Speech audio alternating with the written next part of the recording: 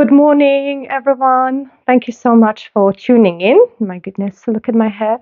Just wanted to catch up with you all, and thank you so much, by the way, for watching me. If you are not subscribed yet, please subscribe because we're going to have, well, I don't know whether it's exciting journey. Well, we can take a look at it as exciting, guys. So today is Tuesday, one day before flying to America for a long, long time.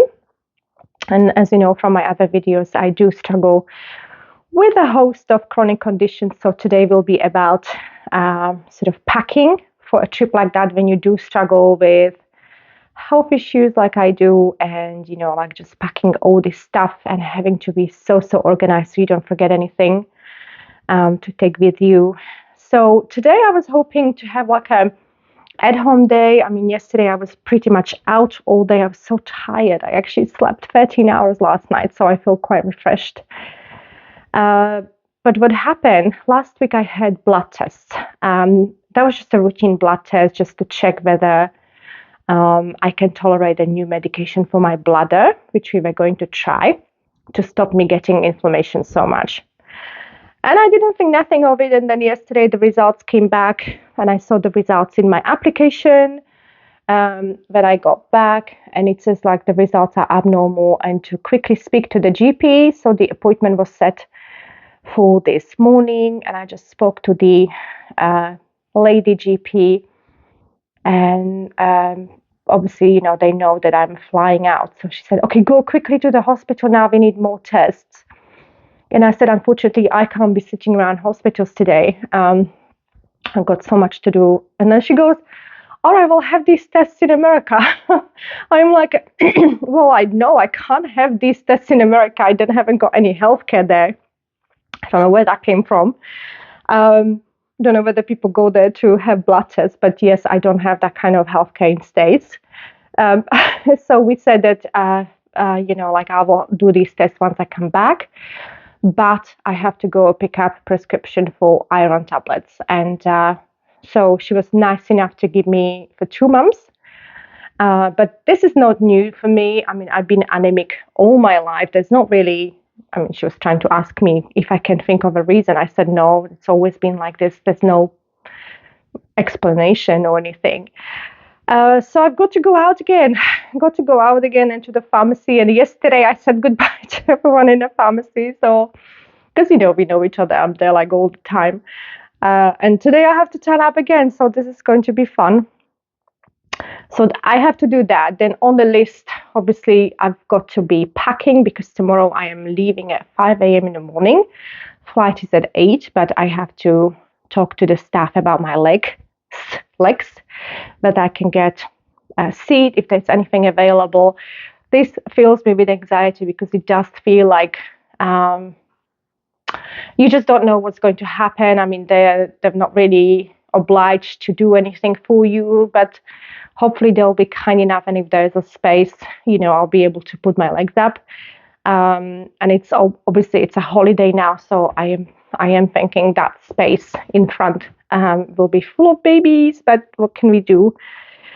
But yeah, so that's what I have to do at the airport. And then I'm hoping to find a quiet space for coffee and to tell you about it, how it went. So back to today, we are packing. We are also defrosting my fridge freezer. Again, this was something I wasn't sure about. I mean, I was asking ChatGPT and my mom. Both think I should unplug it. So I have to be like on it and like keep it dry. So I will spend some time on it as well. So that will be keeping me busy. I mean, I was even thinking whether it's worth it, but there's nothing in it. I sort of tend to throw away everything. When I went in March, it was just for 1 week, so I left it on. But I think this time, I don't know how long I'll be, so it's better to do it. And yeah, so just getting ready. So sort of like trying to not sort of like think too much about what's going to happen, what's expecting us. I think it's so important, especially for me. I have to pace myself. what I did, I have a few appointments already through apartments.com, not through Zillow. Zillow I find so expensive and also really old buildings, but I found through apartments.com. I don't know whether this is right, and if it's not, then guys, you can correct me. But of course, by the time you see this video, I'll be already in America or even back in the UK. So, but I seem to be talking directly to the building rather than a person who would own these apartments. But I don't know. This is just my impression. Like I'm literally talking to someone who is representing these apartments. I mean, it's not something we do here. We talk to the landlord or agency, but I think I'm actually talking to someone who is responsible. I don't know who these people are. Um, Most are nice, but also what I find they're quite sketchy about what I'm seeing. I honestly have no idea. Friday, I'm seeing one. So the lady told me she'll get back to me whether I can come with British passport. I have followed up once. She sent me the same email, so I don't think she's really that interested in renting it. And so I've got another appointment for Friday. But again, it's one of those, oh, yeah, we've got things for you in your budget, but not really. I can't really see what I'm seeing. Like I don't know what they've got for me. So I'm guessing it will be like they will be showing me around. I don't know. I honestly don't know. And I also think that I'm talking to not the landlord, but to the like someone in the building. I don't know. So that will be quite a surprise. And then Saturday I have an appointment. So I'm sort of only thinking about the next few days. So on Wednesday, tomorrow, I'll get there. It will be 11, but the border situation is so bad in March. We have waited nearly 3 hours just to go through the passport control. The lady that was organizing it, she said basically there were so many changes in the federal agencies that people were let go. So there were like 2 officers and there were hundreds of us, like 3-4 planes waiting to be. So it's really annoying. Then when you get to Heathrow, it's so fast and easy, but there we were waiting, and with my legs, you can imagine. I was thinking about asking for a special assistance, but yeah, and we were like a bunch of Brits who just came to the UK. There was like 7 of us. We were standing together in a queue. And they all had plans for that afternoon, excited. And by the time we sort of got in front of the queue, everyone was like, no, hotel and sleep. Nobody even wanted to go out. We were so put out by this. It's really bad. Anyway, so back to sort of like pacing myself. So sort of like, I think the most important thing will be to get my SIM card. This will be the first time I have American number. And then hopefully I can liaise with these people. I don't know who they are again, by phone. Second thing I'm not sure about is like what I'm looking at. I honestly don't know. So I think I'll have to go through everything with my son. And yeah, so take it from there. I mean, the only thing that I guess is good is that we don't have like a deadline that we have to move out of this bad apartment my son is right now. So it's not like if we don't find anything suitable, we are in trouble, so we can try again, or I can stay until we do.